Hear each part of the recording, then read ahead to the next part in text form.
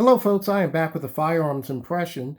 And a few weeks ago, I went to my local dealer, and this was during the pandemic panic buying frenzy. And I went in the store and I was looking at a firearm that I always had an interest in, and it was the Staccato P. I looked at it for a little bit and I talked to the dealer and I said, look, I'm gonna have to come back a little later to pick this up because it was just absolutely too crowded in there and the wait times would be really nuts in there. So last week I contacted my dealer and he basically said that they didn't have that Staccato P in there anymore, that they do have others that are in. So in where I'm located, you have to make an appointment to your firearm store so you will be able to make a purchase. So we're restricted on limited situations here. So this is what I picked up. This is the new Staccato P for the year 2020. Now there are some upgrades on this from the other Staccato P from the previous year, and there are some minor upgrades, and I'll go through some of those with you. Let's just start by checking this to make sure everything is safe, and you see it is clear. So we have something to work with that is safe at this point. It is a 9 millimeter. It comes with this magazine. It's 17 rounds, and it does come with two 20-round mags in addition. Now, the previous Staccato P came with one 17-round and a 20-round magazine, only leaving you with two magazines. I guess there was a little bit of a public outcry, so that's why they went with the three magazines instead this time. It does have a coating on the outside of the slide. This coating is called a DLC coating, which stands for Diamond Like Carbon. And this is supposed to be a rugged type of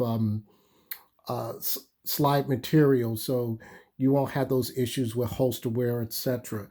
And another thing that this has, it has a great trigger. This trigger is a 4-pound trigger with a very, very good reset. And as you see right there, like I said, it's a 4-pound trigger as well. You will definitely see that you have very good safeties on here. They're ambidextrous. Another thing, when you look at the trigger here, I'm not sure what the material is. I believe it is a polymer material. Matter of fact, I think STI does make this in polymer. And as you see, it's an adjustable trigger to your liking. What's neat about this trigger guard, if you look, with this trigger guard, as you see right here, it has a cut in there. So when you do get a purchase grip here, when your support hand comes up, you have this indentation here for a better grip as you're using your support hand. So there's no problems like a Glock knuckle or anything of that nature. Other things that with this is it does have the Dawson front fiber sights on here. In the rear, they have what they call their TSA2 Dawson Precision. I believe they're made by Dawson as well. Correct me if I'm wrong, but it's an adjustable rear sight that's all blacked out, and of course you have your ribs in the back or serrations in the back, so it can reduce a little bit of glare when you're shooting. The recoil system on this is very unique, and what I like with this recoil system is if you notice a lot of 1911s that have a bull barrel, like they have usually you have to use a tool to work with that bull barrel. And it's usually like a paper clip or whatever the case may be, or some type of cup system that would go inside. And I believe the previous one, some of the STI models do have that cup system or the paper clip. But this one has something else unique. If you notice here, I'll show this what this does later on when I break it down. But it is a one-piece uh, guide rod system that works very, very well. Another thing with this system is that it does have really nice G10 grips. The G10 grips here, like I said, there was a difference between the previous Staccato P, and when I saw the previous one had like a tree bark look, and this one is a little different. This one has, you see your STI star logo here and other patterns that are in here. And at first glance, you think this would be a slippery pattern or something like that, but it does help aid you with a very good grip. And that's one of the good things about this. So when you have the grip right here and the grip texture in the back, as well as the front strap, they really thought this firearm through. And this pattern, like I said, there's basically your three sections. Well, more than three. You have your section here on this side, one, two, and three, and of course your fourth section here, which allows a good purchase. Another thing I like is when you look at the magwell, it just gives a slight lip over here, so you can get all if you have bigger hands or whatnot, you at least get a full purchase, and this will also support as well. The magwell is generously opened up, so you can get that uh, when you're changing magazines very well. You can do that without any problems, and it will go in uh, pretty much perfectly. Now, the framing is a billet steel frame, which has a spot where you can put accessories on right here. Of course, on when you look at this, uh, your slide catch release lever is reminiscent of definitely the 1911, but this is what they consider their 2011s, and it functions that way. But however, it has higher capacity, and this is what makes this really unique and what makes this popular.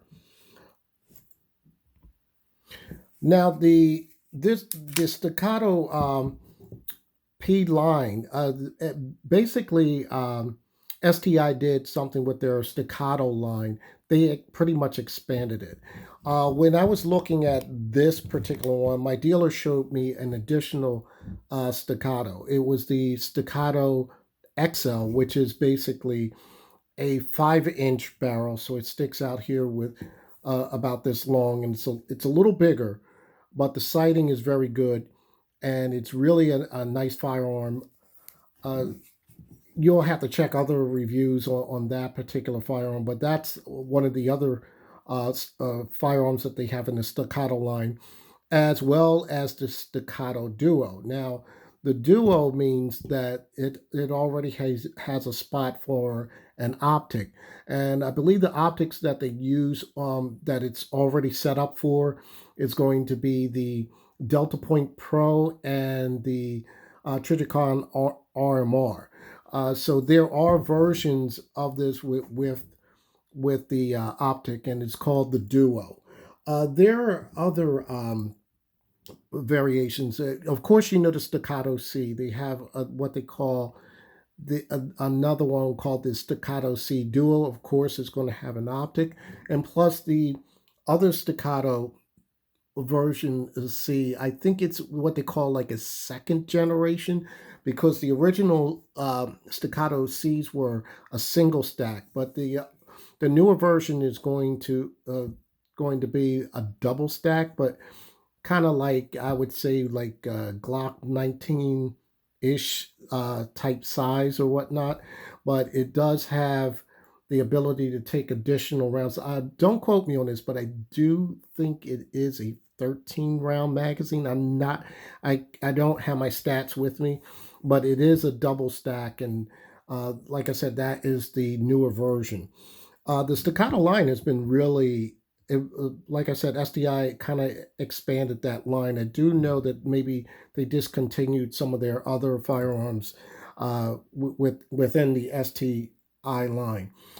I'm going to get to another point on this, and I wanted to basically show you. To save time, I did this off camera. Now I wanted to show you how when after you take your slide off, and I had mentioned that there is a different type of takedown. As you see, this is your guide rod, and what I'm going to do here is I'm going to push this guide rod up, and this is the first time I'm doing it on camera, so hopefully I get to do this right. Now, I just did, thank goodness. All right, now what you see here is there is a spot here that you click on here. So this could be a captured, so it will hold the guide rod and the spring all in one place. So I'm going to just try to do this right, and I may have to do this off camera, so stand by. Okay, I had to play around with that a little bit to make sure I got it right for you guys on camera. So as you saw that I pushed this guide rod forward, and what I did, there's a little indentation here that you depress. Once you depress that, you're able to push the whole assembly out. Now, this is a really unique assembly right here. What's interesting about it is when you get this firearm, it comes with 3 different springs. And your 3 different springs here, as you see here, there where it says no paint, this is for regular standard factory loads. So that's going to be, I would say, 115 grain or whatnot. And also there's the red, which has the heavy, which is for your 124 uh, plus P plus factory loads. And the blue right here, which is going to be like the light color, it's going to be for those guys who make their own, do their own hand loads for competition.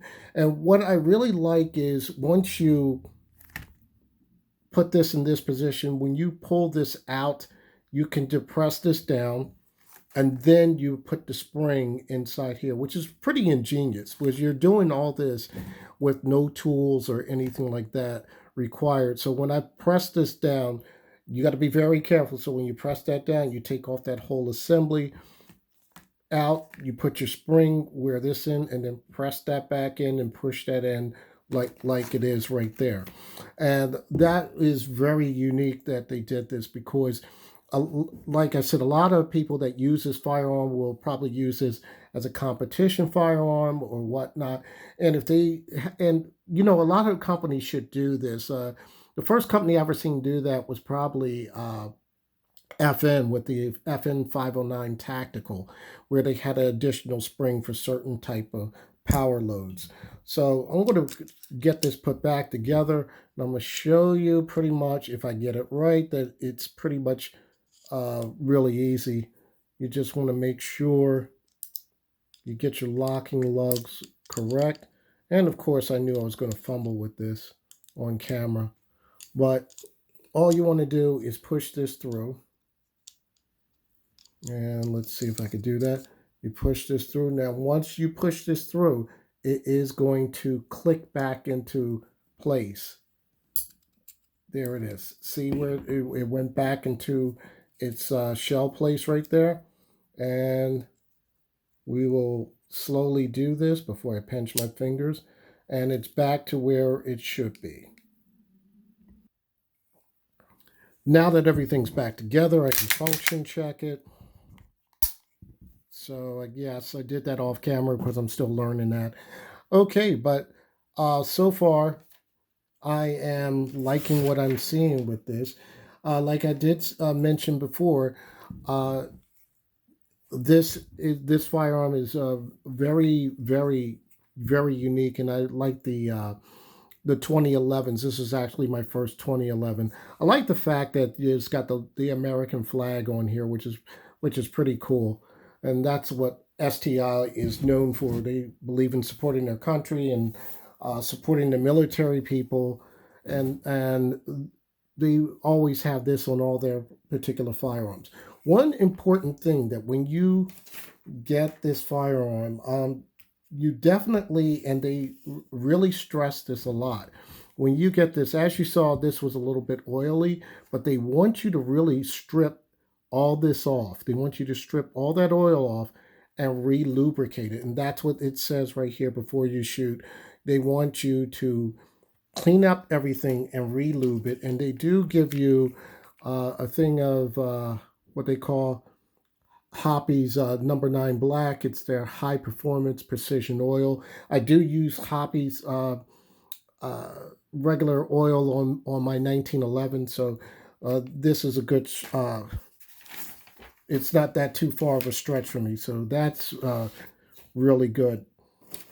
One of the other things that it does come with the additional fiber optic sights for the front in case they melt down or break. I know a lot of time when I watch some of Sage Dynamics video where Aaron Cowan, he basically shot this thing to the point where the fiber optic melted. One of the other things that come with it, here are your tools that come with it.